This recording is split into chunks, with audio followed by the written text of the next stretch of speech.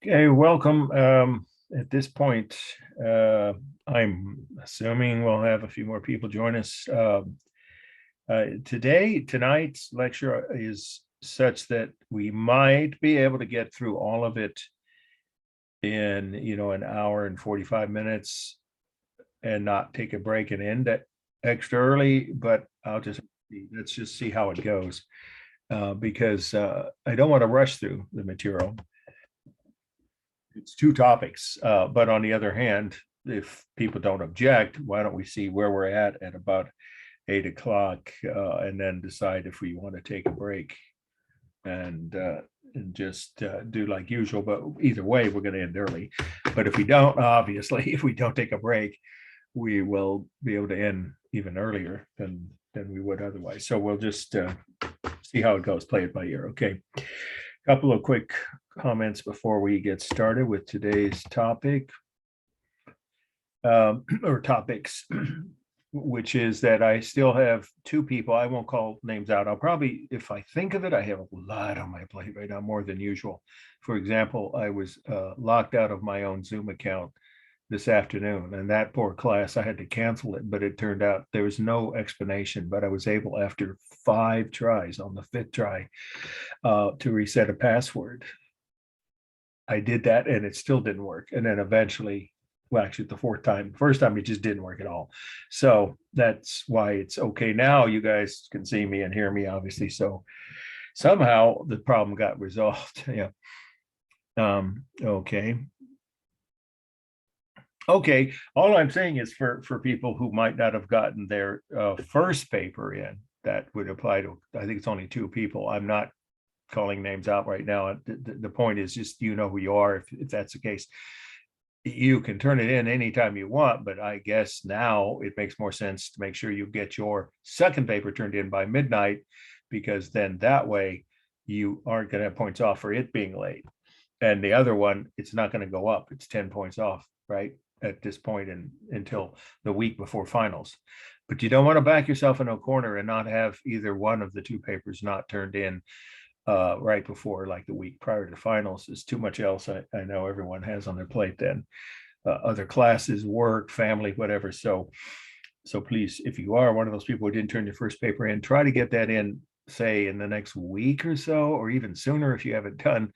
But go ahead, and everyone, hopefully now, who's ready to, will turn in your own papers, your second papers tonight before midnight. I sent the cover sheet, by the way. That was the other thing. Yeah, it's been Glitch City. Is that the first? As George Bush Sr. once said when he was on a debate with Dan Rather and he was being asked questions about Iran-Contra. You don't know what that is, but it was a big controversy about sending money through back channels and terrorist groups to the Contras in Nicaragua. And then it got blown up into a political thing. So he was asked questions about it during the 92 campaign against Bill Clinton. And at the end of the debate, he was asked how he thought he did. He said, "Tension City, man, Tension City." It's the way it's been with internet connections and problems, including everyone saw what I hope you all know. I did manage to send you the correct cover sheet, which is marked paper number 2. The only way I could do it is to send one document at a time to one class at a time. And that's ridiculous. The whole point of the website is you can send multiple PDF, handouts, whatever, documents in classes to more than one student.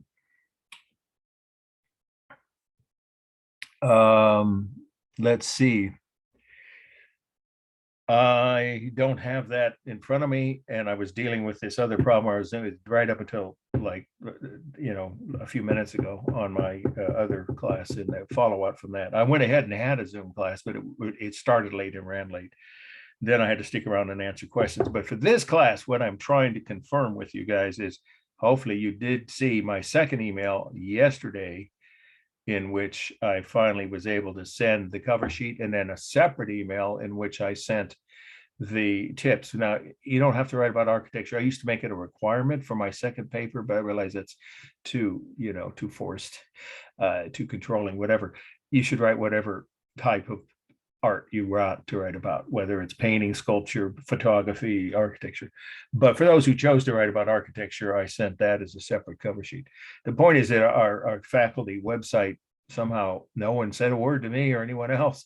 And the IT people didn't know what was the problem. Somebody somewhere has done something to make it not practical or even feasible to send more than one or two documents, even when they're only one or two pages, right? To two classes at the same time. It's just, that's what was the problem, why I thought I was having bigger problems. So hopefully, in other words, everyone now has seen. If you haven't, then when you finish, either at the break now or at the end of this class when we're done, if you haven't already, double check, you should see the paper cover sheet number 2 for your second paper. So please do attach that is the point and send it in to me. I think I've held that thing up enough times, haven't I? The piece of paper, right? Does we need me do it again about the right way to label your emails so it doesn't get mislaid or not logged in properly, right? And that is, of course, short art 1.1, short paper number 2, right? And then your last name, full last name and first name, the way you registered for the class. And to mark W at AOL as a course of PDF, which you should be able to attach the cover sheet to the same file. But if you can't, it's okay to send them separately, as long as they're both sent by midnight and labeled clearly. Well, they'd be in the same email, right? Why do it twice? And then if need be, the readers and I can, parse that. But that's only if you couldn't, after trying, to combine the cover sheet in your own paper as a single PDF file. That's the preferred method. Okay, any questions about that, submitting your papers? Anybody? It should be obvious by now, but okay. So if you have questions about whether I received a paper, then if you didn't say in the email, please confirm, because I have so many coming in all at once now from 3 different classes that I don't always just automatically think to do each one, because most people, I get them, they were tended on time. Email usually works the way it's supposed to, but I understand if you have a concern. Oh, okay, good. Yeah, just for everybody now, for future reference, whether it's this extra credit or, late paper or the final exam. If you want me to confirm specifically your receiving your assignment or your email doc, whether it's extra credit or anything, then you need to state that in the email.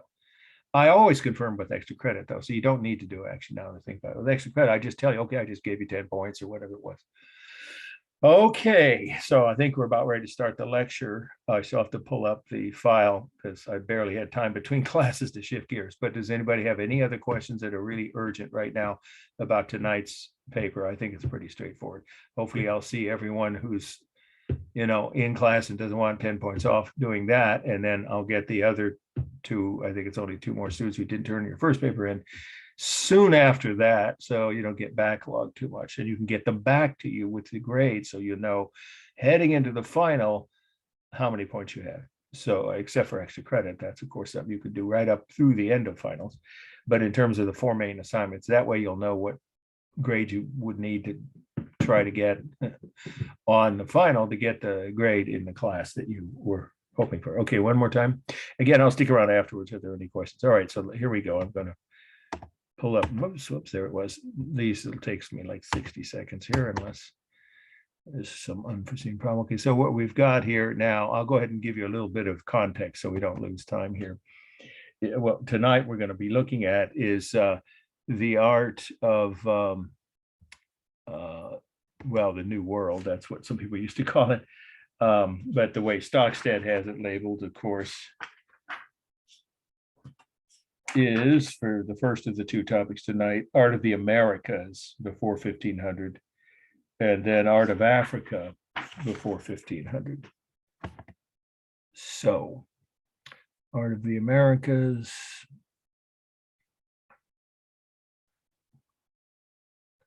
Okay. Now, why don't I see Art of the Americas? Oh, there it is. There it is. There we go. Okay. Well, wait a minute. That's for 1.2. So there we go. This is 1.1. Sorry, you guys, hang on. It'll take another minute. So let me give you the context. Okay, what we're talking about is a period before. It's often called pre-contact. Pre-Columbian is the old phrase that many people still use, and that makes sense to me to say it that way, because after all, we're not getting into anything here. Don't need to about Columbus himself. Obviously, he is more than controversial. There we go.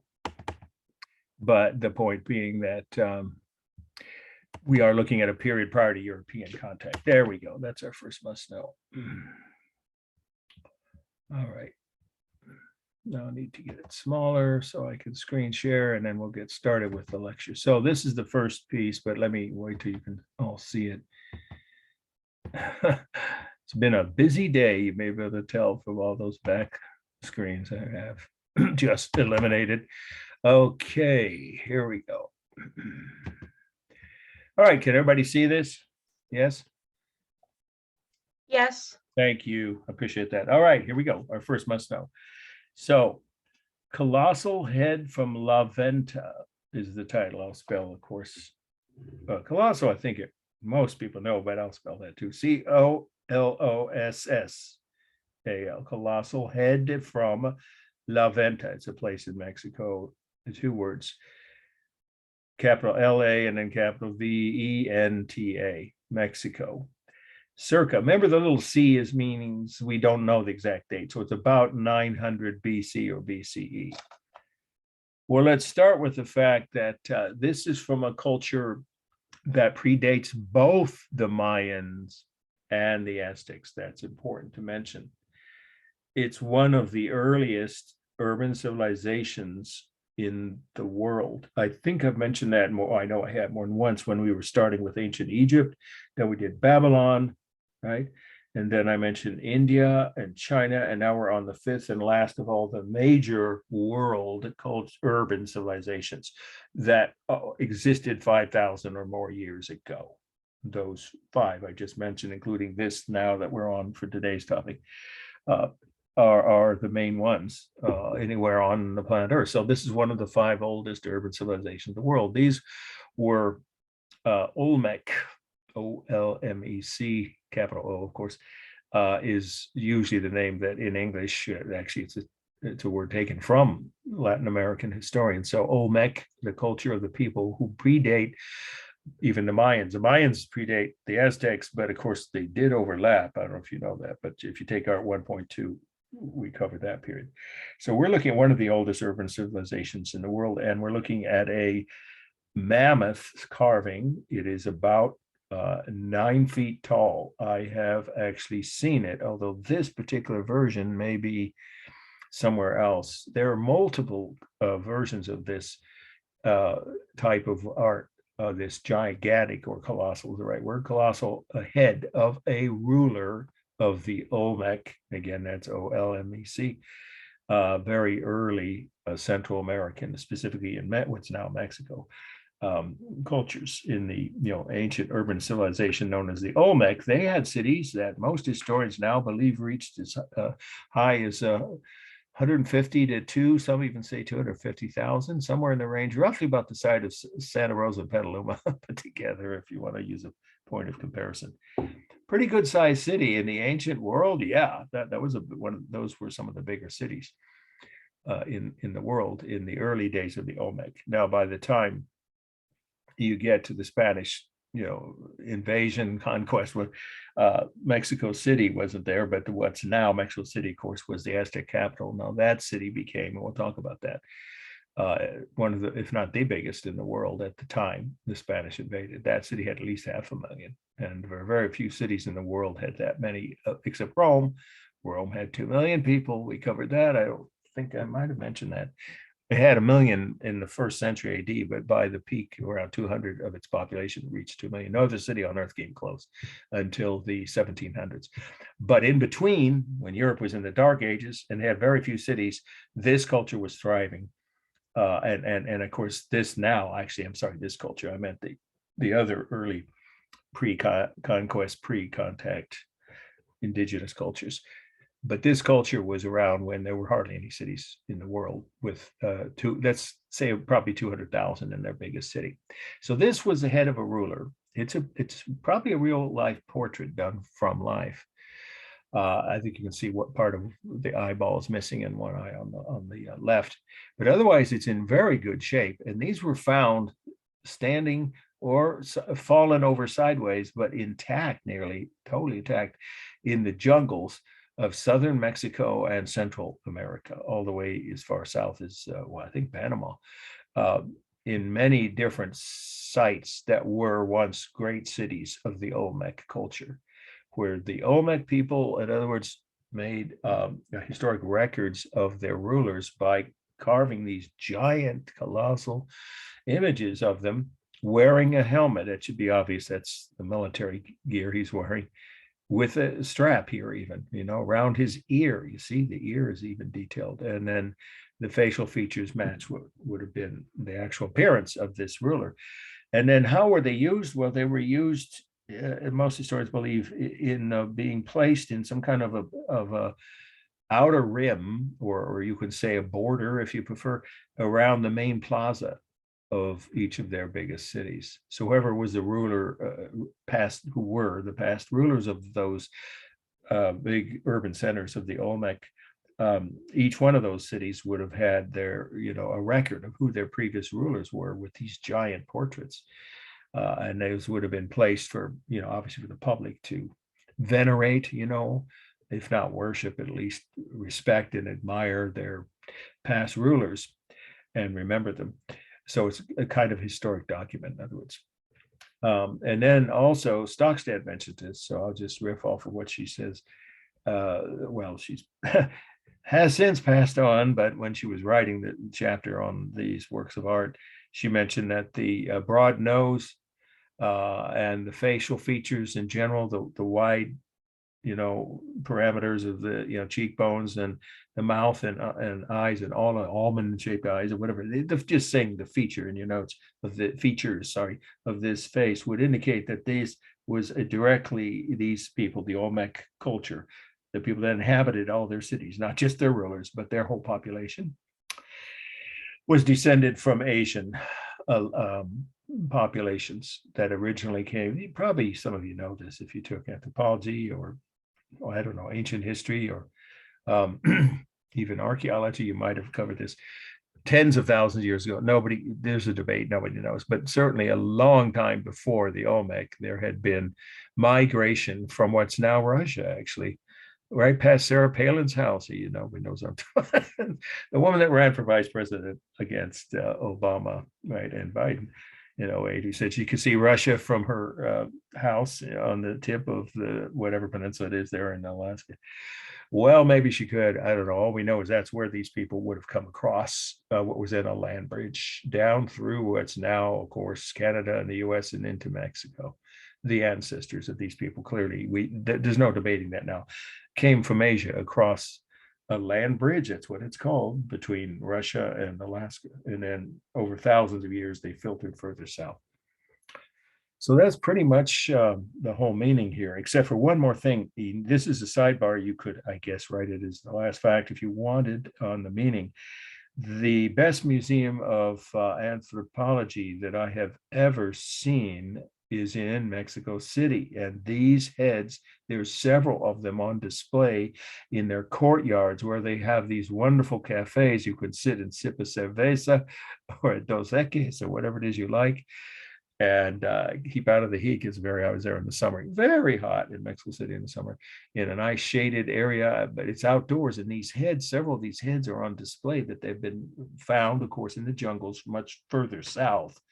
Mexico City is not really in jungles, it's in the mountains, right, in Mexico.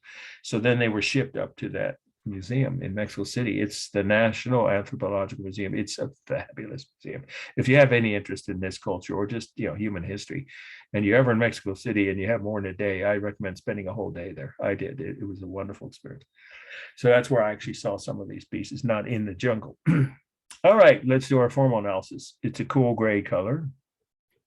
There is simulated texture on the nose, the mouth, the helmet. right? You'd have to say, but there's also the real rough texture, of course, of the stone itself. And it is completely balanced as an intact human head would be, totally symmetrical, side to side, top to bottom. Obviously, there's carved line to create the details, or you could say even the simulated texture of the nose, the mouth, the eyes, and the helmet. The modeling happens to be wherever the sun's hitting it, so it's obviously natural shadows from the sun create modeling. There's no technique for modeling. I would call it mostly stable. It's a solid, heavy piece with the sides of the face and the helmet being pretty straight upright. But of course, it's got a lot of dynamic detail, the eyes, the bottom of the nose, the lips. So it's both, but overall, the shape of it is clearly stable. I think I said no, I didn't. It's a single mass. There is no larger or small mass, unless you want to say the helmet's a separate mass, but it's attached to the same. It's a single piece of stone, in case it isn't obvious from this photo. It's not two pieces stuck together here. For space, it is colossal scale, meaning several times larger than life. It's about 9 feet tall. At least the ones I saw in that museum were. 8 to 9 feet is that. And then there is overlapping, of course, of the helmet and the earpiece over the head. And let's see, rhythm, of course, is the repeated shapes of the eyes, the nostrils, the lips, and the ears. Okay, I think we've covered everything on this one. Yeah. All right, this is one of the newer slides I was able to get during the break between last semester and this one. I think it's a nice way of looking at a really remarkable site, and it's our next must know. Okay, and this is, let's see, this is the, okay, no, it's not a must know, I misspoke. I put it on for several semesters when I had a different view of it. But this isn't close enough for you to be able to do a formal analysis on it, or for me to do that for you. So I'll just tell you where this is. The next must know is this one, and it's in this city. So let's do I'll go ahead and tell you the title. This isn't the view of the second must know for tonight, just so hopefully clarifying that for you. That will be the next slide, but this location that's what we're looking at is. So I'll go ahead and tell you the title of the must know is the Temple of the Feathered, ED, right? Feathered Serpent. I think everybody knows, but just in case you haven't written that word in a while, SERPENT. Now, this word I doubt any of you have written unless you are from or have been to this part of Mexico, which I was lucky enough one afternoon with two friends I met in Mexico City who are artists who drove me out here to see this site. It's just mind-boggling. Teotihuacan. I think I pronounced it pretty accurately in Espanol, of course, but the word it predates Spanish. It was the largest city in the Western Hemisphere when it was at its peak. Teotihuacan, one word, I'll spell slowly. Teotihuacan,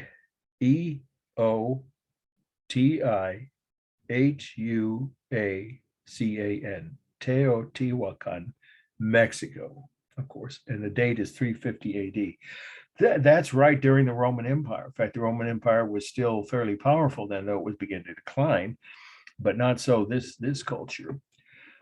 That's what most historians call it. The name of the culture is the Teotihuacan people, or Teotihuacan culture. This was the largest city in what is now Central America, right? At the time.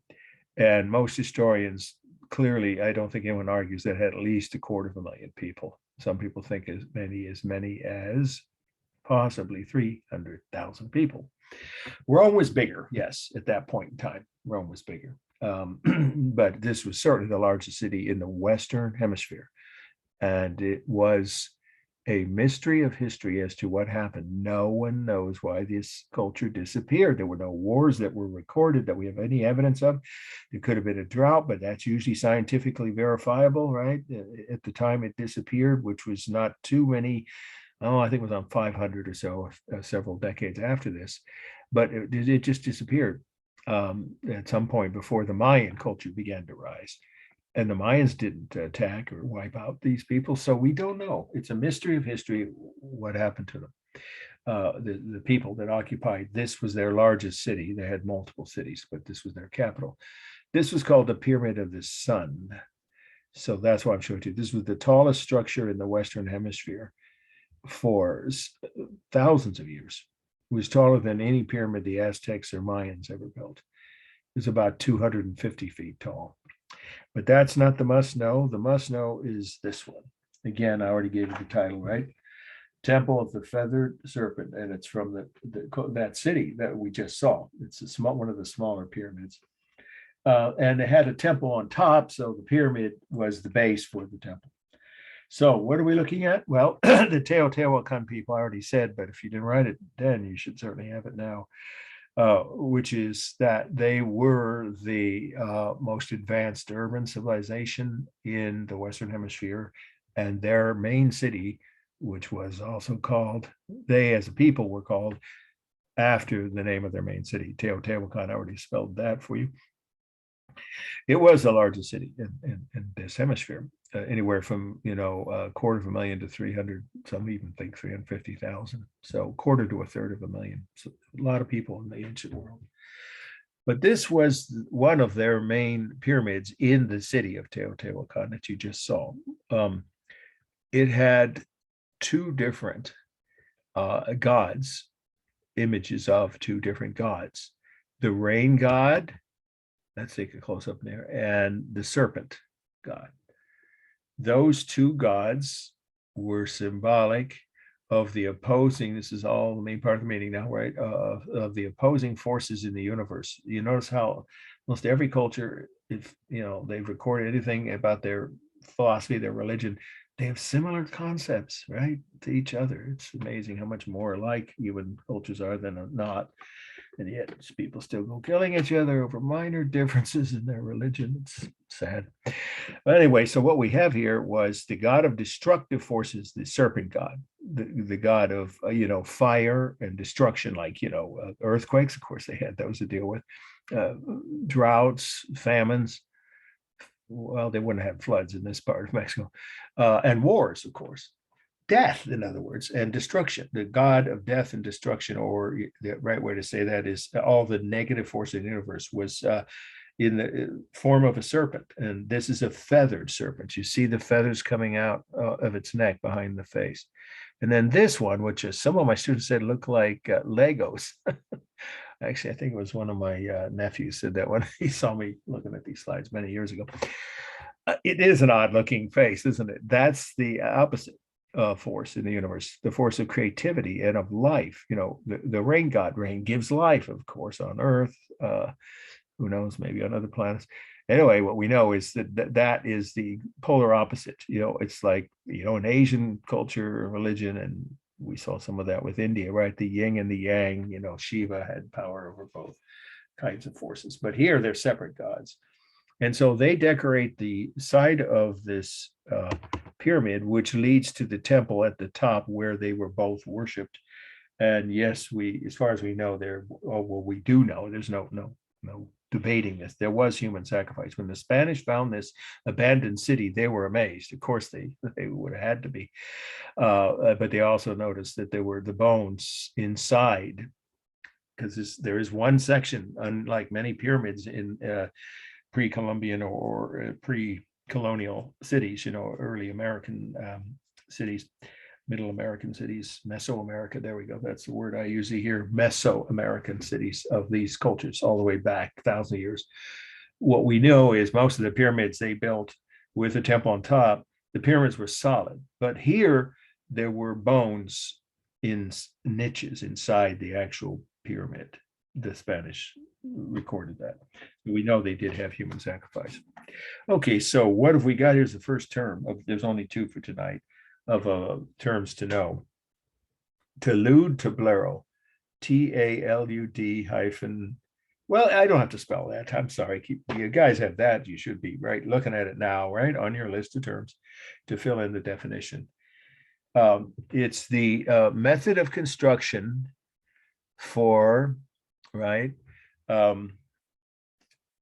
well, if I say early American, people would think, of course, we're talking about colonial times. Some people would think that pre-Columbian, or you could say Mesoamerica, Meso, just like it sounds, MESO, American, or pre-Columbian indigenous pyramids. I'll say it again. It's the method of construction for pre-Columbian or Mesoamerican pyramids, in which the word in Spanish, the shelf or platform, the talud, that's this here, alternates with a panel, and that's a tablero, that is decorated with images of their gods. It's not just these people, the Teotihuacan or any of these early cultures that built pyramids. Most all of the urban civilizations before the Spanish arrived did that. They had pyramids, the advanced ones, the urban civilizations, from thousands of years all the way up until the time of the invasion of Spanish soldiers. So for thousands of years, this is the method. I'll say it again, the definition. Talud tablero is a method of construction for pre-Columbian, or you can say Mesoamerican pyramids, in which a shelf or talud, that's it right there with the arrows, alternates with panels that are decorated with images of their gods, period. Okay, so that's what we're seeing when you go back. You see how it goes all the way up the side of the pyramid. It's really another way of saying it is a more ornate version of the kinds of pyramids that the Mayan and Aztec had, but they did that too, but only in the bottom levels. But this culture chose every single section of their pyramids all the way up to the top would have had these alternating panels with the shells in between, and the faces in this case of just the two most powerful gods. Some of their temples would have had, of course, other images of different gods, possibly a sun god and other types of animal gods. But here it's just, again, the feathered serpent, for which the temple's named, and the rain god alternating. Okay, oh yeah, how tall was this? This was one of the taller pyramids. I think it was. It was the second. So we can just finish your notes on the meaning with saying it this way: the second tallest pyramid in that city of Teotihuacan, after the Pyramid of the Sun, which was 250 or so, maybe even 260 feet. This one was about 220 feet. That's still pretty tall. So just say it was one of the tallest pyramids in pre-Columbian Central America, or pre-contact. If you prefer the word pre-contact, that's fine. They mean the same thing. And then it would have been about 200. So let's now do the formal analysis. So for space, well, I'll restate that. It's the real space, of course, is that it was a 220 foot high stepped, right? EPS, right, with ED on the end, stepped pyramid. Of course, it's the only kind that in the Western Hemisphere, the only kind of pyramids that were used by any of these cultures was stepped. So again, a 220 foot tall stepped pyramid with a temple. The top of the temple reached 220 feet on the top level. And then we have it stable, of course, on the walls and these shells. And I would say that the rain god is mostly stable, except for its googly looking eyes. Isn't that odd expression there, or image there? I mean, whereas the feathered serpent is more dynamic with the fangs and the mouth and the jaws, and then the feathers around it. So I'd say that's the more dynamic of the two. The structure itself is stable though, and of course it was balanced. We don't have a full view of it. Let me see, it might be barely visible here. Yeah, that's it there. So it would have been balanced, of course, like all pyramids, left to right, but unbalanced toward the right, towards the bottom. The color is a cool gray color. It was originally painted, we know that, but that's not something you can tell from here, so you don't have to concern yourself with the original colors were bright greens and reds, mixed warm and cool, but this is just all cool colors, cool gray. The textures, there is some texture of what they thought their gods looked like, the rain god and the feathered serpent. That's all done with carved line. The rest of the structure is the real rough texture of the stone, of course. The modeling is here part of the composition, I would say, because the sun, which is a powerful presence in Central America all the time, right? I've been to Mexico like 5 times and Cuba 5 times, and it's always very, it rains, of course, but the sun is so strong that I'm sure the artists thought of this. They wanted the faces of these two types of gods to show the faces, the details, on each face. So they took into account the natural modeling of the sun is part of the composition in this case. The largest mass, well, let's take another look at that overview. See, the temple's long gone. That's long gone. So you could just say that if you want to count the pyramid as one mass, whoops, we got to go this way. Then it could be considered a single mass. But that's up to you. If you want to say the lowest level of the pyramid would have been the largest because it's a very tall steps, stepped pyramid.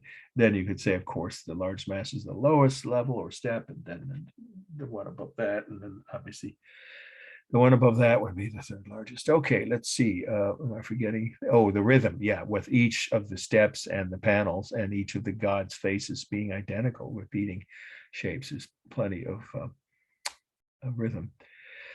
Okay, I think we covered everything. Yeah. Okay, now this is the next must know, and I think it's interesting to see a comparison of how tall and narrow different pre-Columbian or Mesoamerican cultures were in the same part of the world, just a few miles away from each other. So this is the third must know. It's the Temple of the Giant Jaguar.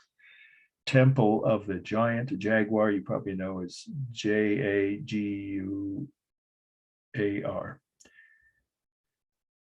Jaguar. Okay, Tikal. Now I have to ask, some people, I think when I had you guys write your mini bios, at least a couple people said they'd been to some of these early pre-Columbian or Mesoamerican cities in Central America, Mexico, or Guatemala. Anybody here been to any of these places that we're covering tonight? No? Okay. So I'd ask, because if someone has, I'd be happy to hear, or very interested to hear what they felt like, whether they're allowed to climb up. In some places you can climb onto the stairs of these structures, and others you're forbidden. I think this is one where you're forbidden because it's too steep and narrow. Quite dangerous to climb up this. The pyramid at the end of this road here is what we're looking at. Okay, and the date, Tikal is Tikal. It's an ancient city in Guatemala. Guatemala. 700, again, you can forget the little c because all of these dates are pretty much rounded off. We don't know the exact years. About 700 AD or CE. So now this was a Mayan city. The Mayans reached the peak of their civilization, of their power, and their technology and the population as well, the peak of their population, sometime before the Aztecs then dominated what's now Mexico for the last 200 years prior to the Spanish arrival. So that means roughly what we call the Middle Ages, between about this period. Actually, they began before 700. By 700, this was one of their largest cities. Most historians think it had anywhere from 50 to 100,000 people. They had bigger cities, but this was one of their most important cities. It was like a state capital. I know it sounds, let's just say regional capital.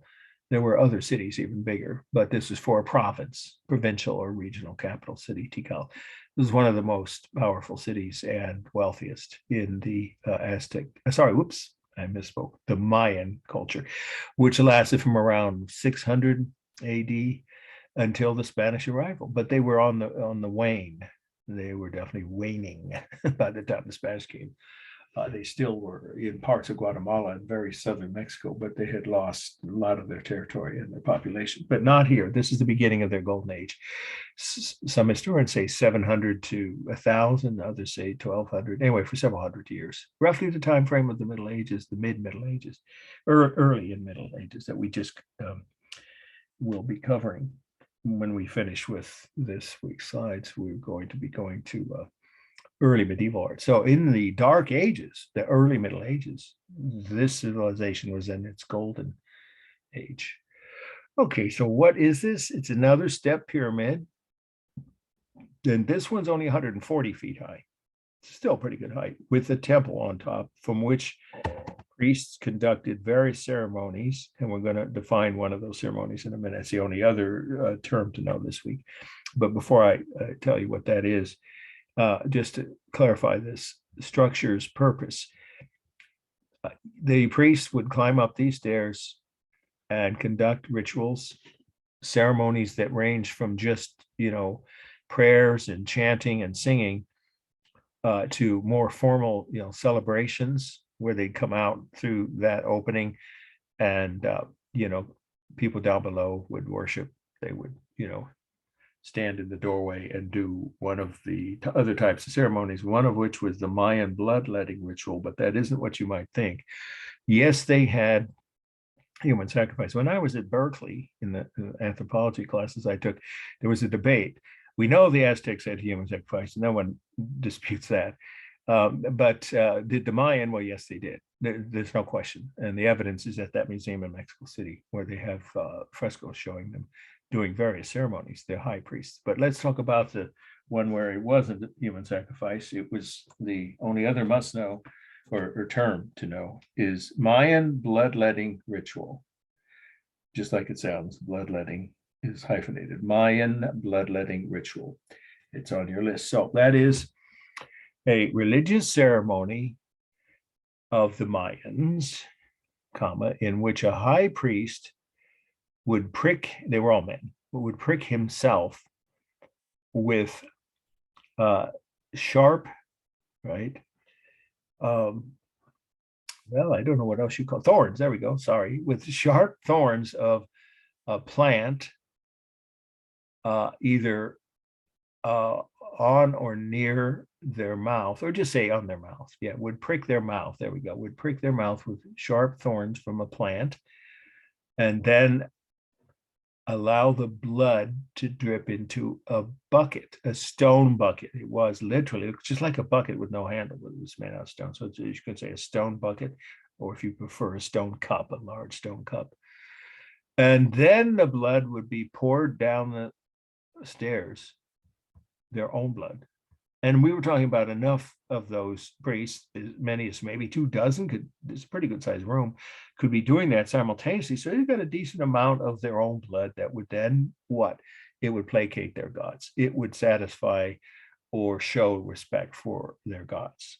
And that was when they weren't having a bad season, a harvest of drought or fires or something. When things were going well, then the gods only demanded the blood of their own people, of the Mayans, in other words, of their priests. This average citizen didn't have to do that at home or something, just the priest did it.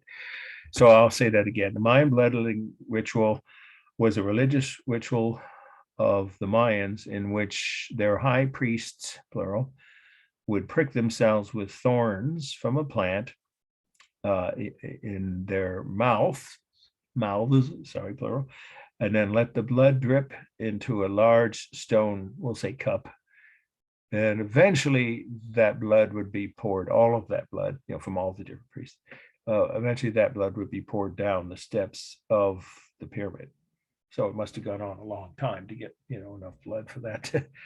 Several, stone cups worth of blood. But if you did that, over and over again, and you had 24 or more priests, you could see how you could get enough blood for it to actually cover the stairs in blood. Now, if you're curious, why does this look this way? Because that's probably obvious moss, right? I mean, or lichen, whatever. Anyway, it's obviously growth on the stairs, which originally were not, of course, covered over with moss or lichen. Or whatever, is it algae? Anyway, the point is that is not, of course, the original appearance. Here would have been just the stone itself. And this is part of their, if not their most important temple. It certainly was the one where they conducted in this city their most important religious ritual. So it's the most important religious temple in a major Mayan city in what's now Guatemala. and it's called Tikal. It's a popular tourist site. I know. I've talked to students who've been there, but I never got to Guatemala. And it's at the edge of their central plaza. On one end is a better word. On one end of their central plaza. So this road would have been, well, actually it's a bunch of stairs, but there was a road which now it would have been right here, leads up to the entrance or to the bottom of the pyramid, to the steps for a procession, a religious procession, the priest of which of course would have conducted that procession and that ceremony, and then climbed up the stairs and then done either one of two kinds of ceremonies, either their own bloodletting or human sacrifice. And then that blood, of course, would also be poured down the stairs of the temple or pyramid. Okay, that's pretty much the whole meaning here. Fascinating. I was hoping that someone here is with us tonight had actually been here and could tell us how big it looked. But look how they've opened it up. It's all covered with jungle. When this city, I think, had been abandoned. I'm not sure. It might not have been by the time the Spanish arrived, but in any case, it certainly was after that, and almost forgotten, never lost, as many other Mayan cities were in the jungles of Central America and have been rediscovered. And I think they're still finding more. It's fascinating that there may still be as many as several dozen more Mayan and even earlier Olmec and other cities that have been lost to the jungles, but will be refound or rediscovered. Okay, formal analysis. Well, like all pyramids, it is balanced left to right and unbalanced toward the bottom. And of course, the rhythm is the repeated shapes of the steps, the actual steps, and the sections or steps on the pyramid. The stairs, I'm sorry if you want to distinguish those two terms. The actual stairs, of course, and the steps in the pyramid create a rhythm. It's dynamic in the obvious angles in which it's tilted or the lines are diagonals, all of them, including the staircase, except for one section, and that's the temple proper. No, that's called a roof comb. I didn't mention that. That's supposed to be symbolic of like a rooster's comb, as they did eat chickens. So what we would have there is a decorative piece, which would have been painted in bright colors, the possibility of images of their gods, but it's somewhat deteriorated. So now all you see is just the stone with moss on it. But that whole section, the temple itself at the very top, is the one stable section of this piece. And then the modeling is just the shadows, of course, from the sun. I think I said all the lines are carved here. You don't see any painted lines, at least in this photo. The largest mass, well, it would be the pyramid itself, then the staircase, and then the temple at the top. So it's really, there's the three masses. The color is cool gray, which you can see mostly just on this section here, but all of the whole structure was cool gray stone. And that's the real rough texture of stone. And the modeling is just the shadows that were created from the sun at different times of the day. And for space, it's one tall structure that reaches a height of 140 feet. And inside this room, there was one large room for ceremonies, which could hold at least 24 people, specifically priests at one time. Oh, there is one more fact. The 9 steps are symbolic of the 9 levels of the underworld. I apologize. I should have said that with the meaning. Hopefully you can find a room on your notes without having to go to too much trouble, depending on how you're taking notes, to add that one last fact, because that's not an unimportant detail. The fact that all these Mayan pyramids, at least the major ones dedicated to that god, the jaguar god. In other words, every Mayan city that had a temple where they worship the jaguar god, one of their main deities in Mayan cultures, all would have had 9 levels. And that's symbolic of the 9 levels of the underworld. Now, is that hell? It's hard to say. I mean, it's similar to the concept that some Christians, many have, of the idea of a hell under earth. But it's more just the next life. When you die, you would end up going to the underworld, not up into the sky. And there was some kind of afterlife. And of course, depending on how you lived your life, you might go to part of those 9 levels that things were pleasant, where they weren't unpleasant. Or if you lived a bad life, and you might go to a level that is wasn't underground, one of the 9 levels that was not pleasant. So it's symbolic of the 9 levels of their religious belief in an underworld, or where people go after after death. Okay, let's see. Now, we're doing pretty well in the time. Oh, I forgot I had this view. You know what? If it's on the exam, I think this might be better. Yeah, you could see more of it here. Yeah, I'd probably use this view if it's on the test. I'm not saying this slide is so important. I definitely won't cut it, but we'll see how it goes when we do the review. Okay, let's see what we have here now. Don't know if I have the Mayan bloodletting. This is a different city, Campeche, I think it's called. It's not a must-know. I just thought it'd be interesting to show you. This looks so much like some of the ancient pagoda structures that we've seen, right, in early Chinese architecture. I mean, I don't think that's a coincidence. It could be, but there must be some cultural memory, is what it's called, cultural memory from, although it would have been a long-term memory because these people had left thousands of years earlier, their ancestors, I should say, had left Asia to come over here. But in any case, it's just an interesting, even if it is just a total coincidence, very similar to one of the slides I showed you that I actually took off the must-know list, if you recall, of a very early pagoda, stone pagoda. And here's your another step pyramid, and with 9 levels and a temple for religious ceremonies at the top, but that's not a must-know slide.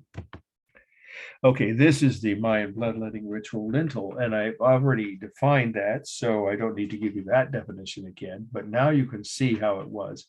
They actually, they must have not eaten much, or certainly anything with lemon juice in it or any other kind of citrus after they did this for a few days. I mean, think what your mouth would be like if you did this multiple times in a few hours on one day, to get as much blood out of your mouth and lips as possible into a stone cup. So here's the, again, this is, well, I got to read you the title. Sorry, the way it is on this syllabus, Mayan, Mayan, one word, bloodletting, right? Ritual, of course, lintel, Lintel. We know what lintels are. We covered that, remember, with the Stonehenge slides. Mexico, 725 AD or CE.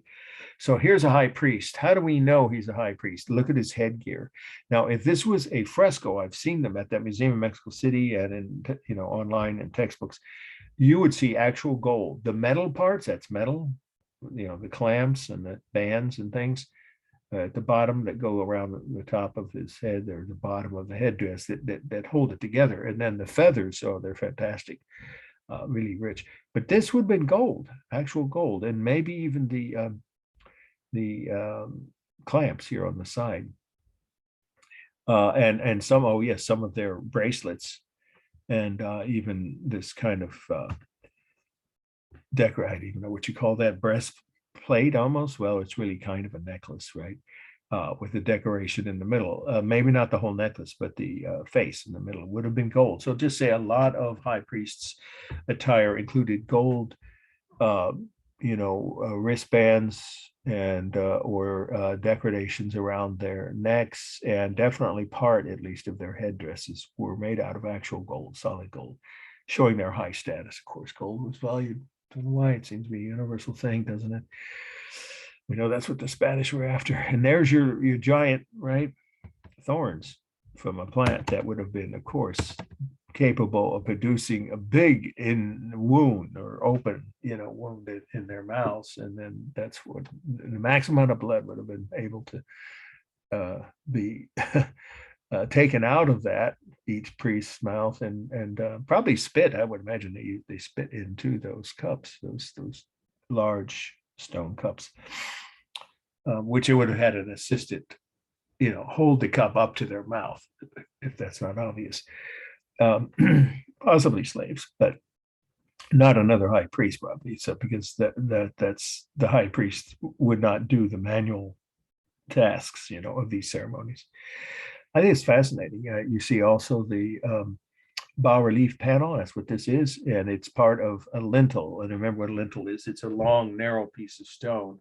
So this is a huge piece of stone because these figures are slightly smaller than life size. The ones in the museum I saw, I can tell you from that setting, or the original pieces, were something like 3 to 4 feet tall. So the figures were more than half life size, but not smaller, in other words, than life size of the priests on each lintel. And then the lintels were total of maybe 3 to 4 feet tall and 10 or 12 feet wide. And they would have been above, where would these lintels be? They would be above the entrance to these temples. And let's just take a second to go back to, well, you can't see much on this slide, but they would have been here probably. And that's all worn down. You can't see it now, if not even maybe removed manually from those buildings. But these originally were the pieces of stone above the main entrance to a temple on top of a ceremonial pyramid in a Mayan city. That's the important point about the context of where they would have been used. And so these could have been, you imagine how heavy they were and how they got them up there, up those stairs. I have no idea. If anybody has any thoughts, theories, or even wants to do some research for 5 points extra credit and send me a link. I've just been so overwhelmed with so much going on at the same time that I haven't done the reading on that. And maybe historians don't know. I mean, that was quite a task to get a piece of stone that high up there. Now, of course, it could have been carved while it was in place, but I'm guessing it was carved on the ground. But that's not an important point. You don't have to write that. Okay, so that's for the meaning. Now, the formal analysis. Well, obviously, the Sumerian texture is superb here. On the clothing, right? The jewelry, the headdress, the hands, and the face. And it's all done with carved line. The way this piece looks now would originally been painted. I think you can see there's still colors left. Let's get a bit of a close-up. You see some of the colors are here, but mostly, to keep it simple, you can say the way the stone appears now after all the paint is worn off is mostly a cool gray color. But originally it had a lot of warm colors, browns and yellows and golds with paint, or dye on the stonework. The modeling, of course, it's a bas-relief piece by definition, is strong modeling, and that shadowing is part of the composition that's created by the sun. Here, the piece we see is really a single mass, but if you want to, you can break it down into, the priest himself, and then the headdress, I guess, and then the thorns. The headdresses were quite big. Some of them were 2 feet tall. The average male in Mayan and even Aztec culture was about 5'5", 5'4", even 5'4", 5'5". So they weren't very tall. But their headdresses could sometimes be 18 inches, 2 feet tall above their heads, of course. There is overlapping here for space. So it is a smaller than life size in terms of space piece with overlapping of the clothes or robes over their body and their jewelry over the robes and the headdress over their head. But it is something a little larger than half life size. If they were 5'5" and this figure is 3 feet tall, obviously you can see that's smaller than life, but not diminutive, certainly bigger than half life size. Let's see, am I forgetting? Oh, dynamic is definitely on the details, especially all the decorative jewelry on their robes, but even his head and the angle of his forehead and nose, and then the headdress, it's mostly dynamic. In fact, I don't see much stable here at all. The lintel itself would have been stable. And it's balanced. Well, yeah, I would say, yeah, except that because the head is narrow, but when you add the headdress, it's pretty close to being balanced left to right. But you could make the case that it's toward the bottom half is consistently wider than some part of the upper half. So it's a slightly or somewhat unbalanced toward the bottom, but symmetrical roughly to me. This area here and the hand, with the long set of whatever those are, it looks like rope, but obviously some kind of a plant, thorn plant. That seems to me roughly the same area covered left to right. Okay, let's see. Missing anything? Color, texture. I think I did submit a texture, on the clothing. It's very realistic. All right. Now this piece, here we are, we're at 7:30. Do people agree that we could go on through, because we have 4 more, but we've covered more than half of the total time easily because I gave you the context and of course had some analysis to make. So we could finish in about 5 minutes. No, not quite. Little more than that. About eight. Yeah, that'd be about right. About 8:15 or 8:20 if we don't take a break. That's up to you. Is that agreeable to people, or would you rather take a break after this one more slide? Nobody has a, anybody have any? Let me rephrase the question. Is it okay with everybody if we go on through to finish and then don't take a break and end earlier than usual? Is that okay? It's okay for me. Yeah, all right. Nobody's objecting. All right. I Seems like, like we're all on board. sorry, good, thank you. Okay. So what we see here is a fresco of a Mayan high priest from Mexico. I already mentioned what they do, and so I'm going to give you a break and tell you that it's not going to be on the final. You could even just not take notes. On the other hand, it relates to the meaning of the last slide and even all these slides that have to do with these kinds of religious ceremonies. So you might want to take notes just to, for more information. If one of the previous slides, and there's a good chance one of those will be on the actual final.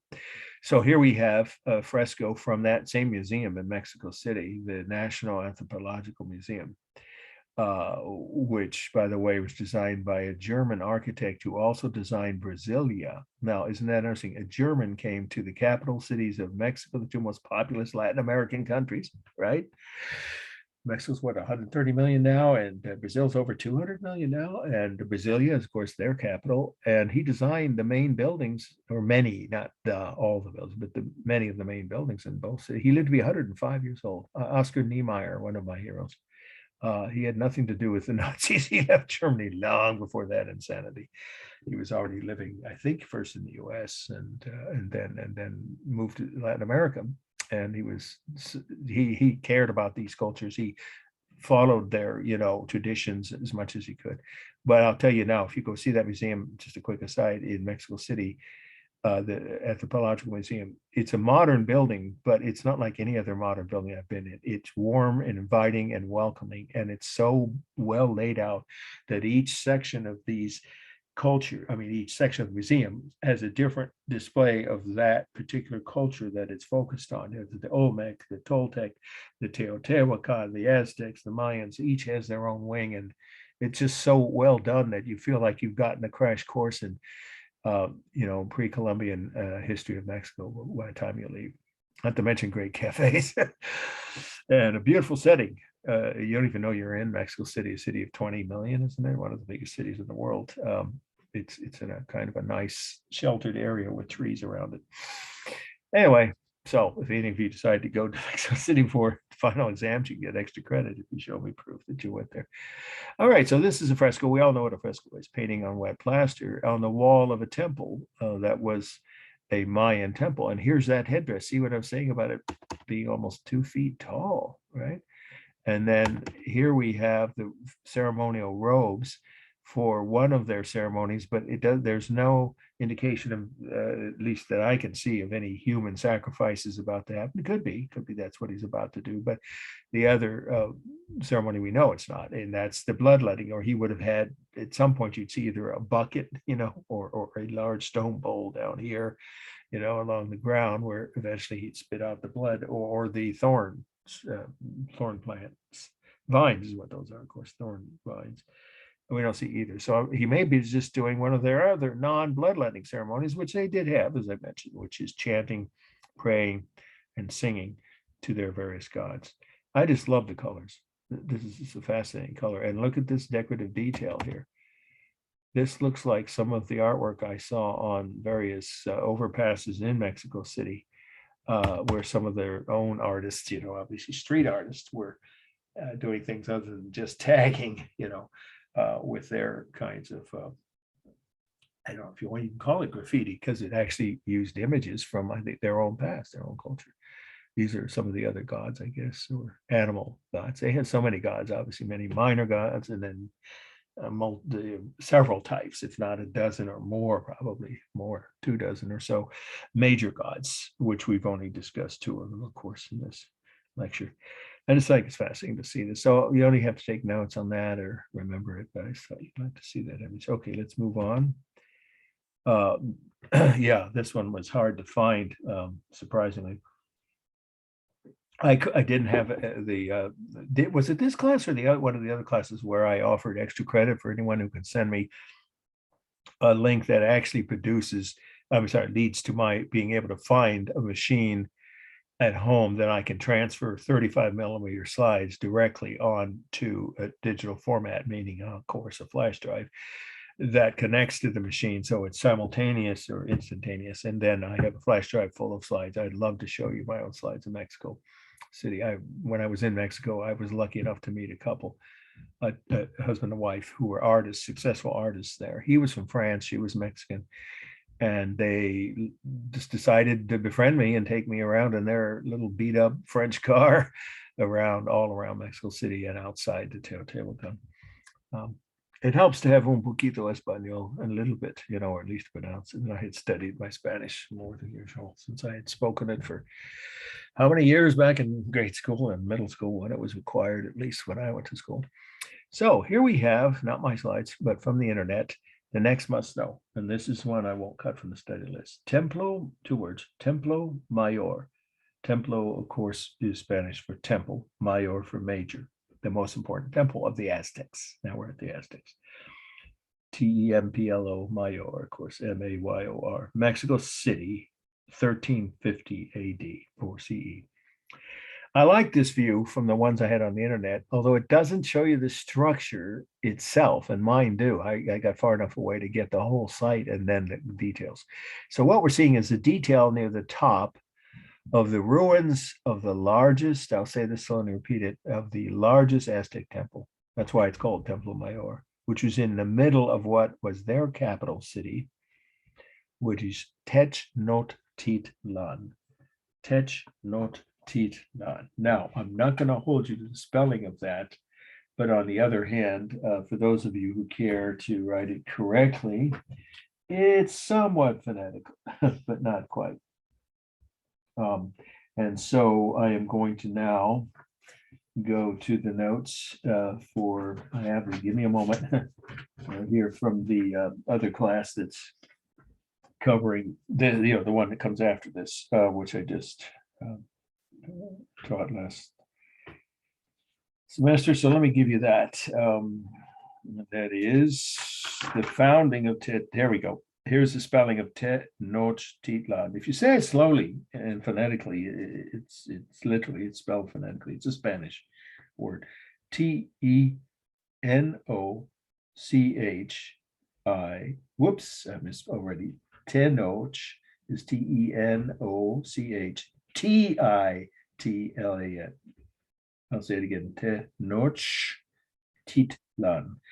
That is the Aztec capital, or was. It's where Mexico City is now, quite literally the same exact spot. So what's we're looking at is the ruins that were found in the 1970s when they were digging subway lines for Mexico City. It's right behind, it's all part of the meeting, right behind their cathedral. The oldest Christian church in the New World is the cathedral, of course. The Catholic, obviously Catholic, of Mexico City. It's right behind the cathedral. And it's really interesting to see the two of these structures almost side by side. There's a pathway between them that's, now just a footpath and not a road. But it's fascinating because if you stand back far enough and get a slide, as I was able to, of both structures, you see these two cultures that clashed in a deadly, of course, confrontation, as everyone knows. If you don't, then you should write this. That the city of Tenochtitlan was destroyed by the Spanish after they conquered the Aztec Empire. And the Aztec Empire was the most powerful of all the pre-Columbian cultures, obviously, both in terms of their size, the areas that they conquered, and their population, but also their power, their wealth and power. But they did achieve that wealth, like all empires do, by conquering and, there's no other word for it, oppressing many other of the cultures at that time, the pre-Columbian cultures in Central America. So when, as you know, if you don't know this, why was it 350 Spanish soldiers able to overthrow an entire empire? Because they were able to get some of these other tribes and cultures that were under the rule of the Aztecs and wanted to overthrow them. to join them. So that's obviously what happened. And so they were able, but it didn't happen right away. The Spanish eventually conquered this city, which was 500,000 people. That's part of the meaning. 500,000 people. That was, if not the biggest city in the world, then one of the 2 or 3 largest. Let's see, the early 1500s. Yeah, probably. Let's say many historians believe it was the largest city in the world. At that time. Now, not long after that, both Paris and London grew much bigger than that within another few decades. But early 1500s is probably very likely the largest city on earth. And this was their serpent god.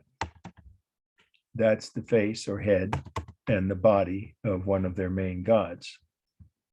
One of the gods, of course, of destructive forces.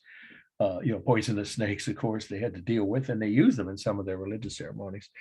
So this then would have been where the temple was. It's long gone, of course. The whole thing was pulled down. They thought, the historians thought, it was totally destroyed, meaning brick by brick, stone by stone, gone. Nope, turns out that about 2/3 of it was just buried under rubble and then sunk, because Mexico City is on a swamp. If you didn't know that, the whole city was built on a swamp. But the swamp was controlled by the Aztecs. They had some of the largest canal systems, even including Venice, which of course was already well developed city by this time. Right, Venice goes back to Roman times, but the canals there weren't as big as the ones, or any bigger than the ones in Mexico. And sorry, in Tenochtitlan. So the Aztecs built, in other words, a city on a marsh, but they controlled the setting by building canals to divert the water. So their city didn't sink, but the current city, Mexico City, it's sinking. Not like Venice, Italy, not that rapidly. And there are parts of it that aren't sinking. It just certain neighborhoods, the buildings actually are visibly lower than they were when they were built, say 50 years, 100 years before that. So this was on a solid piece of ground, but then it didn't stay that way. When the Spanish came in, they just destroyed what they could and then buried, I guess, under their own, rubble. Just say they buried the site under rubble, and then it sank even further into the ground. So because they didn't control the water spread, in other words, from where there once had been canals, and then they destroyed the canals foolishly. And then the water seeped into everywhere around them. And that included, that's this site where this temple once had been on solid ground. When the Aztecs built it, it then became on a marshland setting, and it sunk so far that it was lost for centuries until the 1970s. So that's pretty much the whole meaning. Although, if it isn't obvious, they conducted human sacrifice here almost all the time, at least once a week just say more than once a month, several times a month. And that was because they believed their gods demanded that blood sacrifice from not their own people, but from those they had conquered, their enemies or soldiers they captured in battle.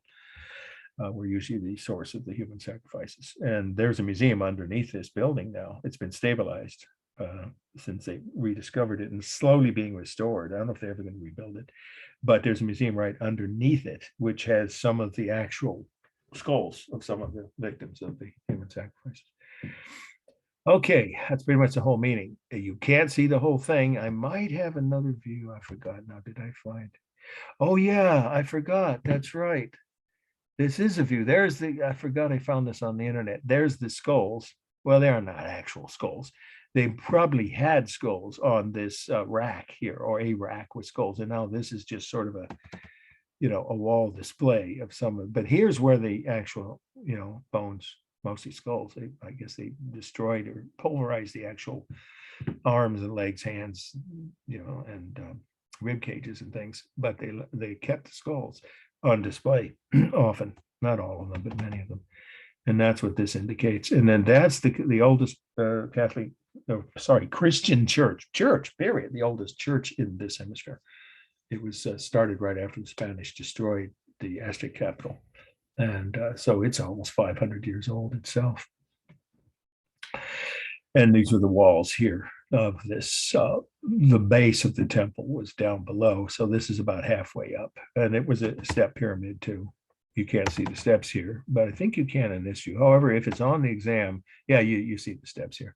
So the top of it would have had, right, the foundation is just barely, if any, left, barely visible, would have been across this area where the sacrifices, the priests would have conducted the sacrifices.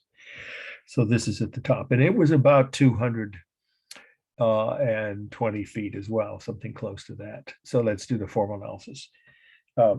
First, for space, it was a stepped pyramid, right, which reached a height, including the temple at the top level, of about 220 feet.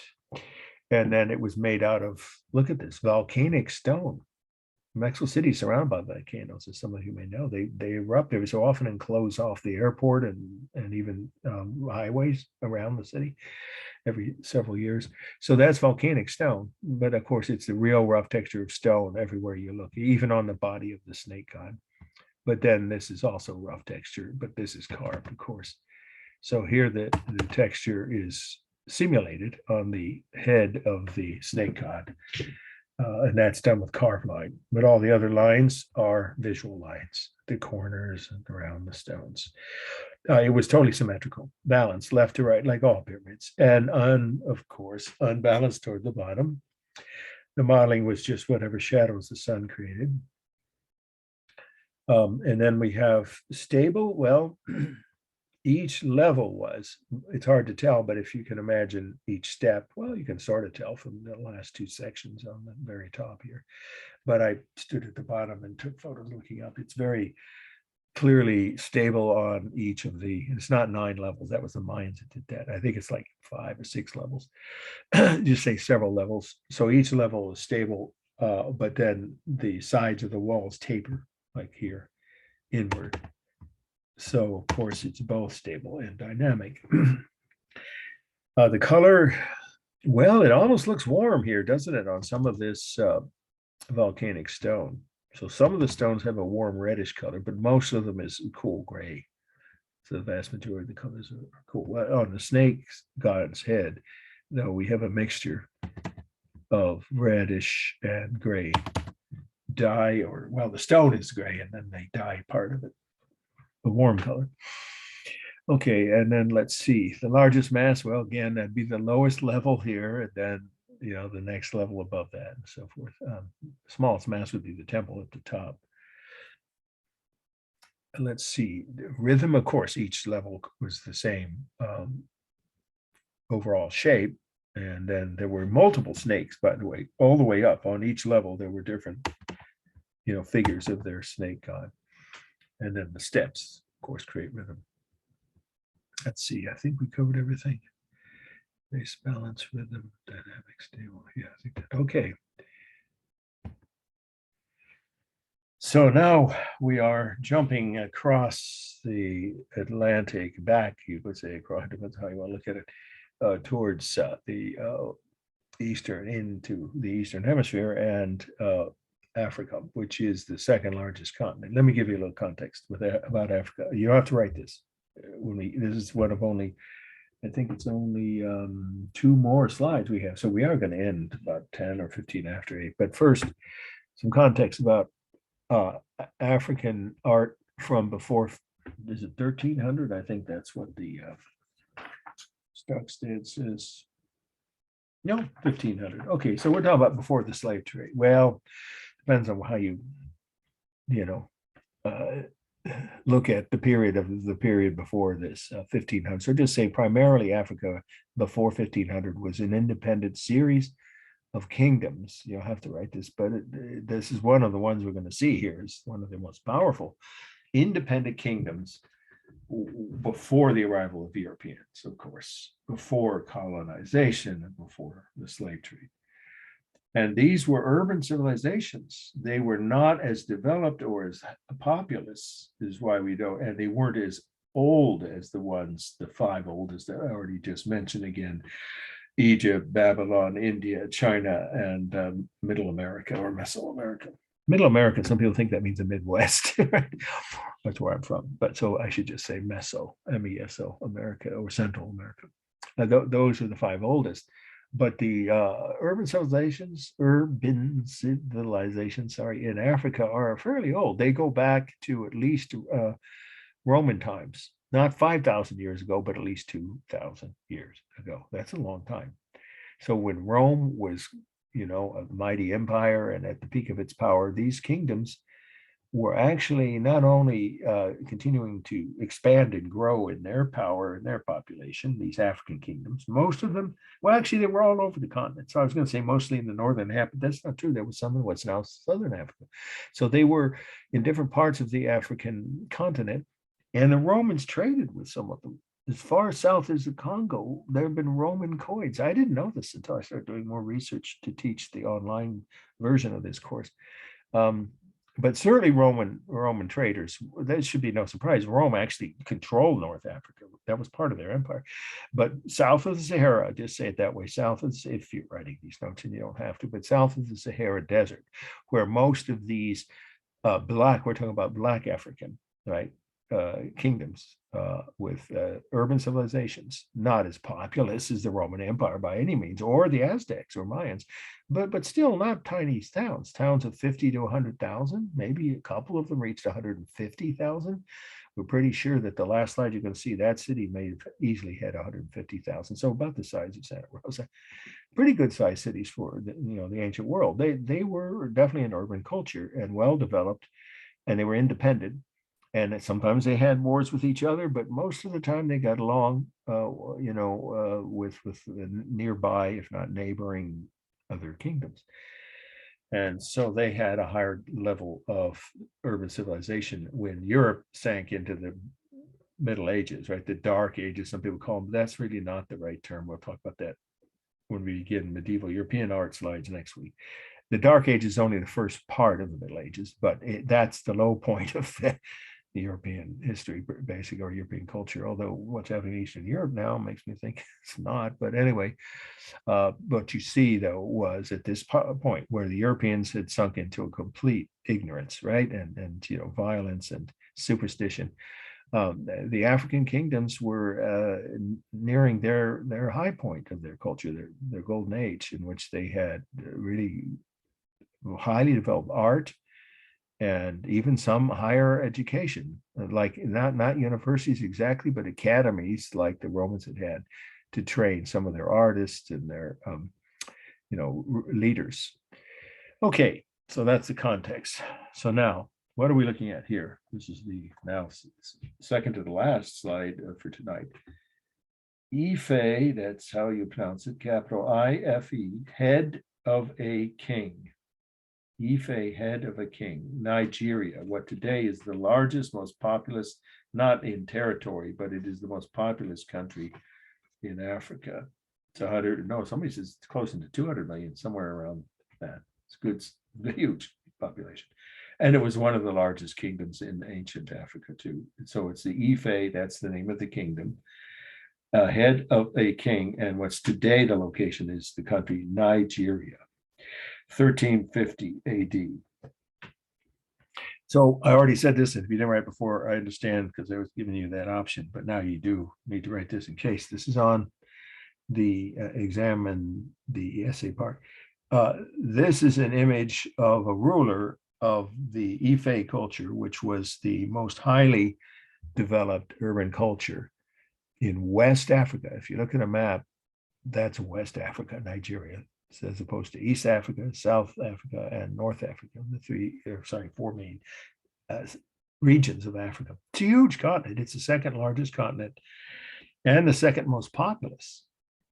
It's more populous than Europe. It's way more populous than that. You know that 80%, 85% of the world's population lives outside the Western Hemisphere.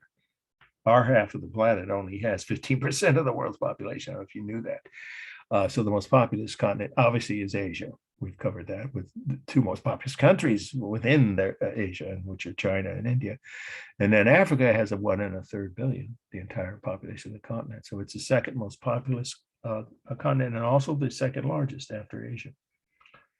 Okay, so this was in what's now West Africa, and it was a kingdom, a highly developed urban civilization kingdom called the Ife. And this was one of their rulers. They made portraits of their rulers.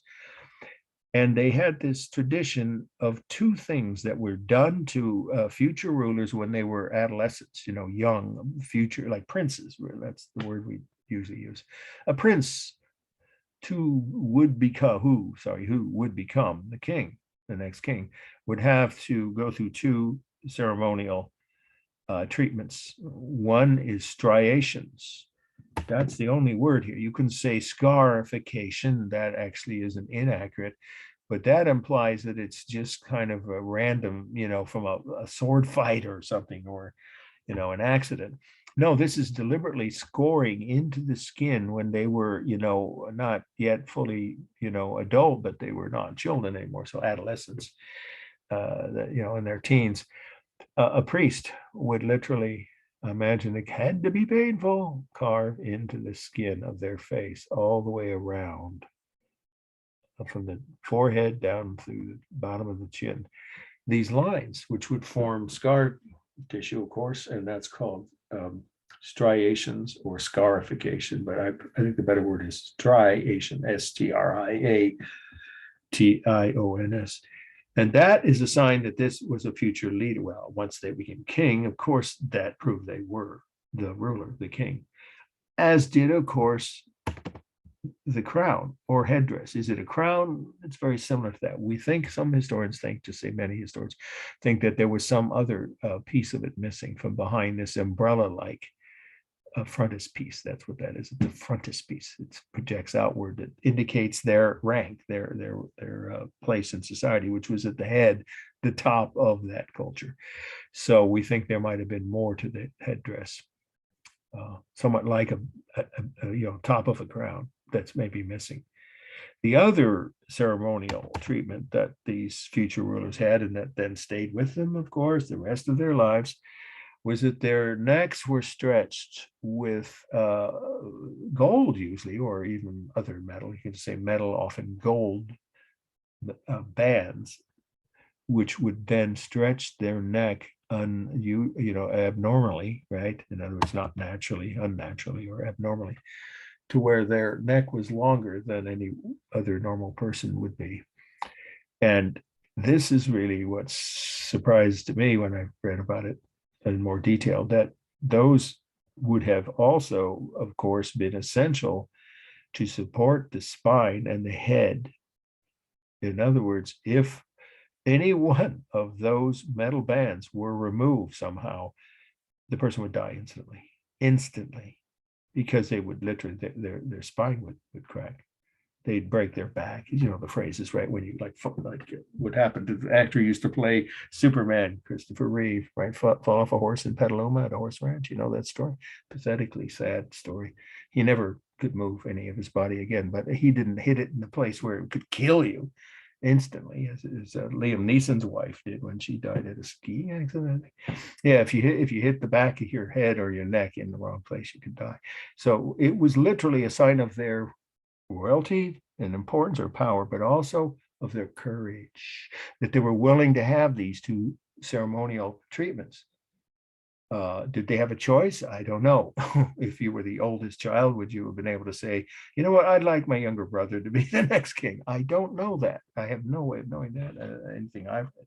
Again, anybody want to do some checking online, and for 5 points extra credit, send a link. I think it was hereditary. We know that, just like the monarchies in Europe and the New World too, in Mesoamerica, and in much of, well, actually most of Asia, certainly China. They were hereditary monarchies. So usually the oldest male or female child of the current king would have to become the next ruler. So I don't think they would have had a choice.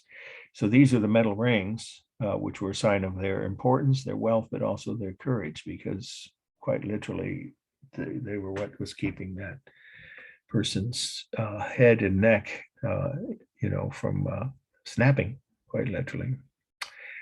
Okay, formal analysis.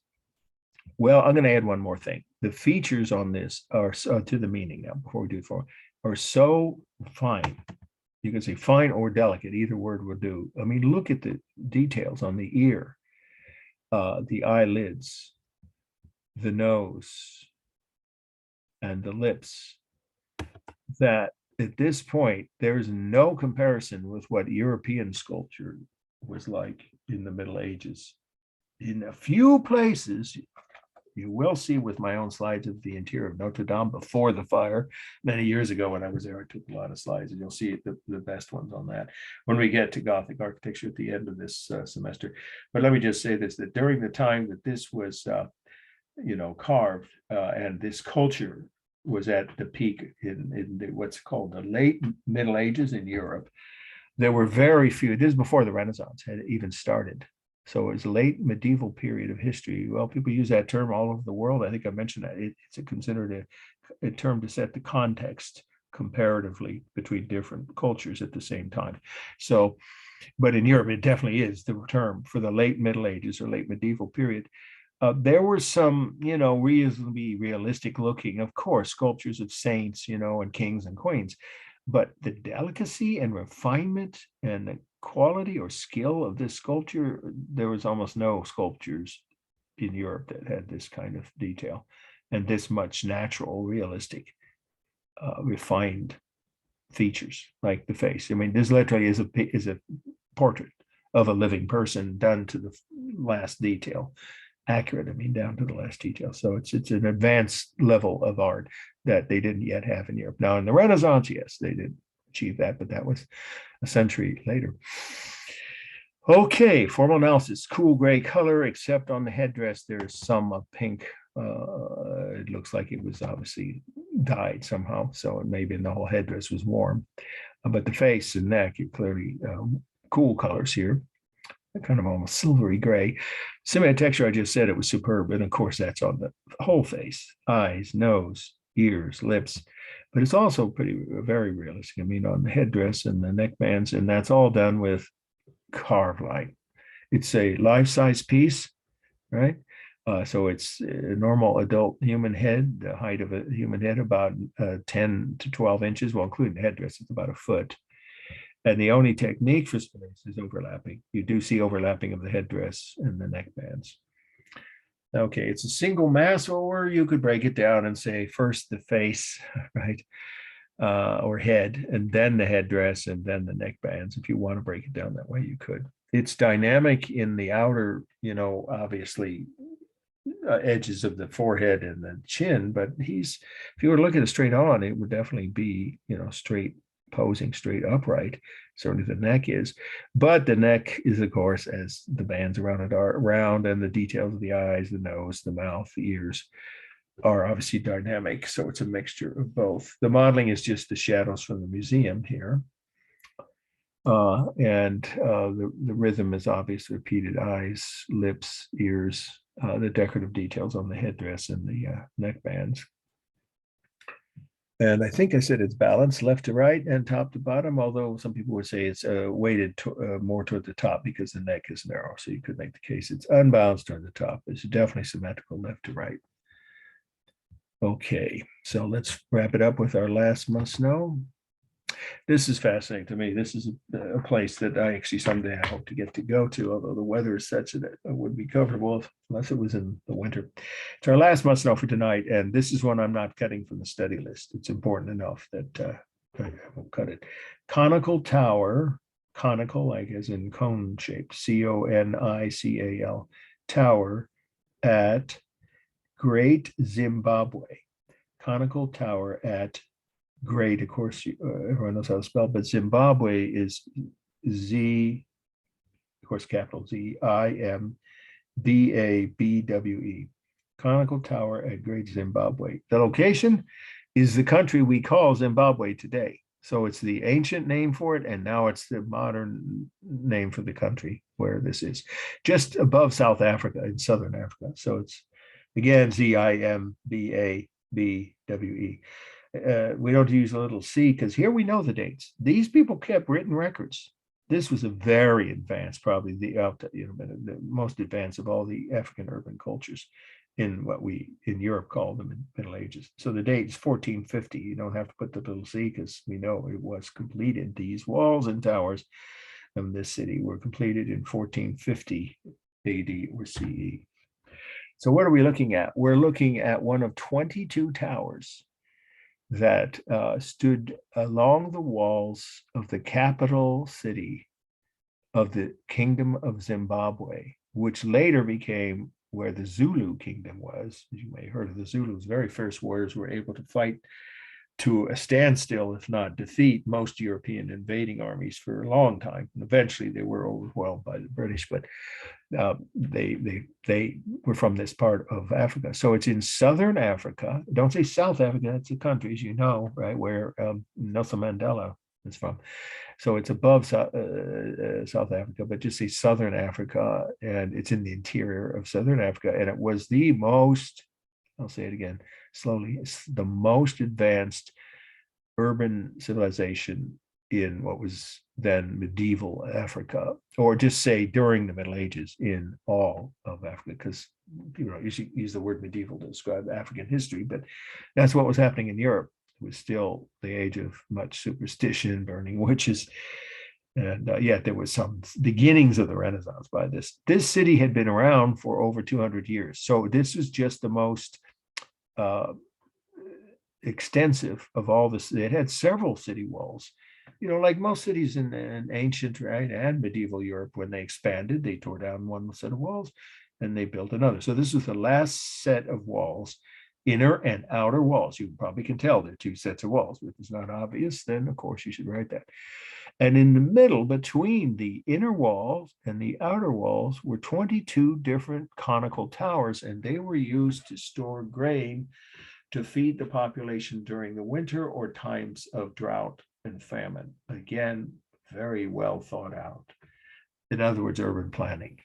The rulers took into account their own climate and, of course, various events that could occur that would reduce the food supply, and they planned ahead. So people did not starve here, as is often happening in parts of Africa now with the various wars and other problems that, of course, terrorist groups and things like that. So this was a well-run urban civilization, and this was their largest city, which most historians believe had about 150,000 people. It's a good-sized city for that far back. It wasn't anywhere near the largest city in the world by that time. Rome, Paris, and London were bigger, and so, of course, were the Aztec cities. And so we just say it was one of the largest cities in Africa. And each tower was 22 feet tall. They all stored enough grain. 22 towers, ironically, with about the same height as the number of them, about 22 feet tall. And so the grain was protected in the towers, from rot and everything, but also the grain keepers were protected too from attack. This, after all, they had enemies. That by this time there were some wars between different African kingdoms in that part of Africa, but this city was never ever conquered. It was abandoned eventually by the Zimbabwe people, the African culture that built it, when the Europeans started overwhelming that part of the continent. But it was never conquered, either by other African tribes or European invaders. And one of the reasons that the city never either had starvation or never fell was this brilliant system of walls, inner and outer walls. These outer walls, now it's missing sections of them, and guard posts protected the space in between where the grain storage conical towers, or just say towers, the grain towers were so you didn't risk anything, by stepping outside the main inner wall. The inner walls reach a height of 25 feet. That is really impressive. There's only a few places in, ancient Egypt and Greece with walls that were that tall or a little taller. So 25-foot tall stone walls, inner walls, and the outer walls were about 15 feet tall. Obviously, they're missing the top level.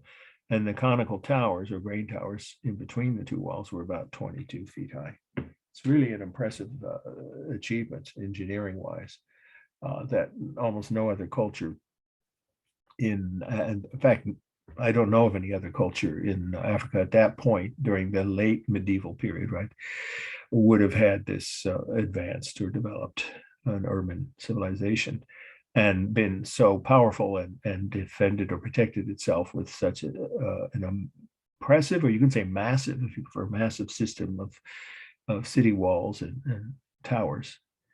Of course, these towers also would be used for lookouts, where they had soldiers posted or stationed, 24 hours a day, and then they manned the guard post on the outer edges of the outer wall too.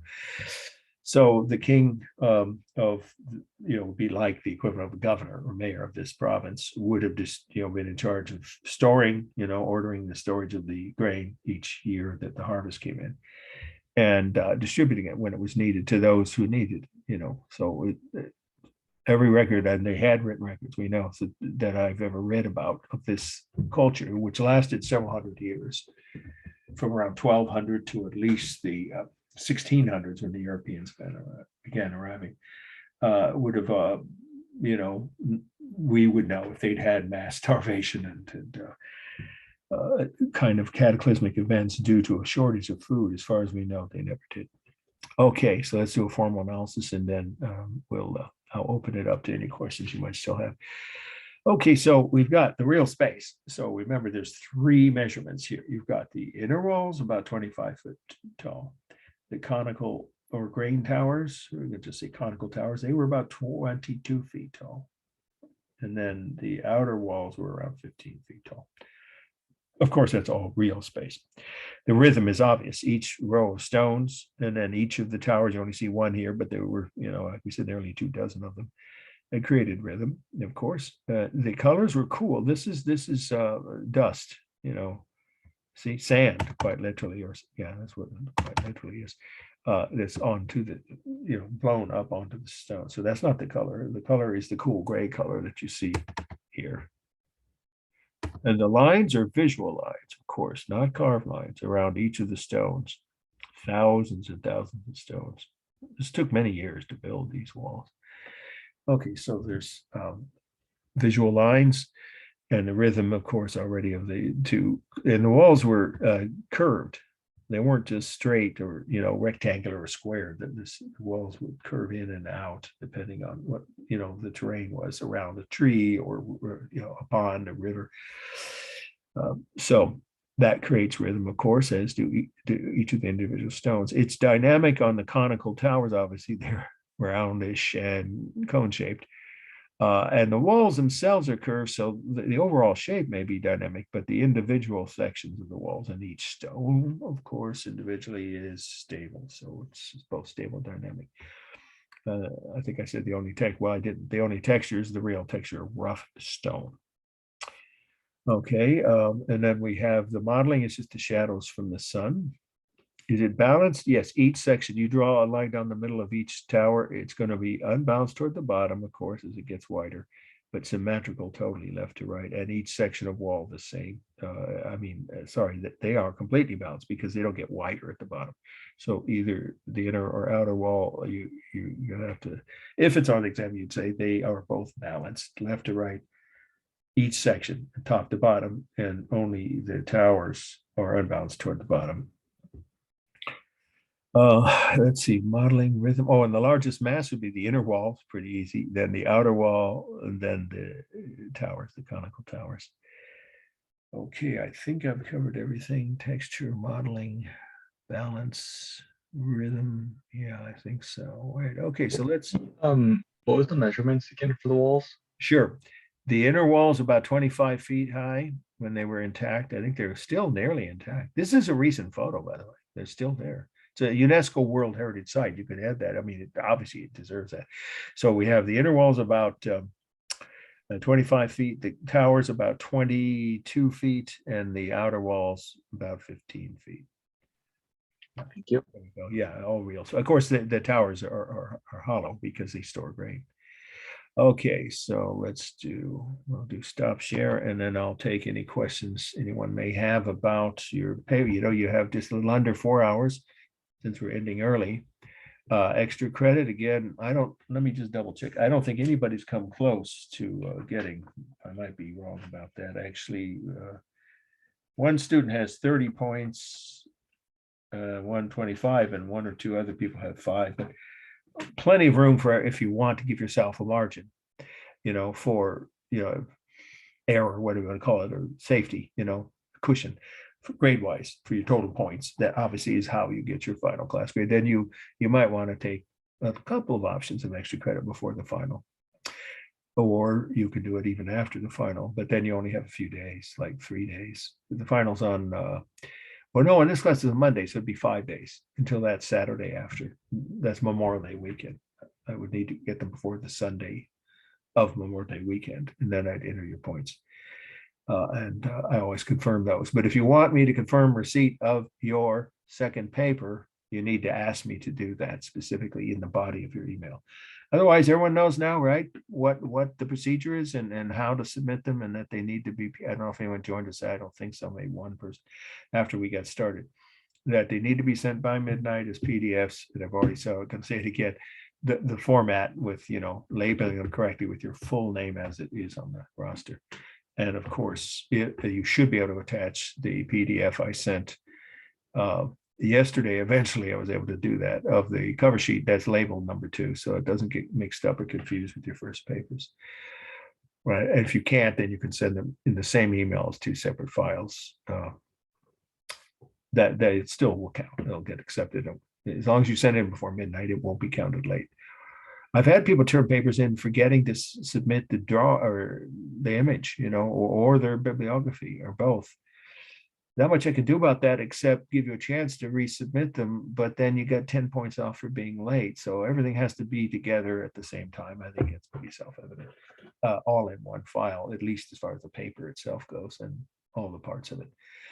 Okay, and then let's see, I'm trying to think if there's one other announcement I was going to make. Well, I think I've solved the problems with I just cumbersome. I'm going to have to send, individually each separate class separately. I can't do, even if it's the same handout. My classes simultaneously, apparently that's a problem, but I can work with that. I don't think have that issue where I did before this week. I mean, before your second cover sheets arrived. Everybody has your cover sheets now? Because I know some of you might have read that first email where I said, bad news, I can't send them. You might have to reuse the first paper cover sheet. Please don't do that unless you have no other choice. You should have seen that I sent successfully paper cover sheet number 2, and it's marked that way at the top. All right. Any questions now about anything, about grades, papers, what we covered tonight, extra credit? I just want to be sure. Are we having a test next Monday? No, it's no. I guess that might have been somehow extrapolated from, I was saying, no, our final exam will be the last Monday. Well, no, it isn't the last Monday. That's Memorial Day, the week of final exams. In fact, it's right here, May 23rd. That's it. There's only one more test. You only have 2 tests. Now, starting next semester, I think I've told you guys this, it's not my judgment call. It's not the department chair. I don't know. Well, maybe he participated. But some committee got together over the last 2 years and decided you guys aren't working hard enough in art history. Oh, okay. I don't agree. So if you take art history anytime from the fall semester, not in the summer, but from fall of this year on, at this college, you'll have to have at least 3 exams in each art history class. Oh, okay. But in this class, just 2. You already did the midterm, so that's done. And then, of course, the final, and I just read that is on the 23rd. All right. Any other questions? All right. Thank you guys for your comments, questions, and Thank you. good luck with the papers. Make sure you get them turned in before midnight. Okay. All right. Good night.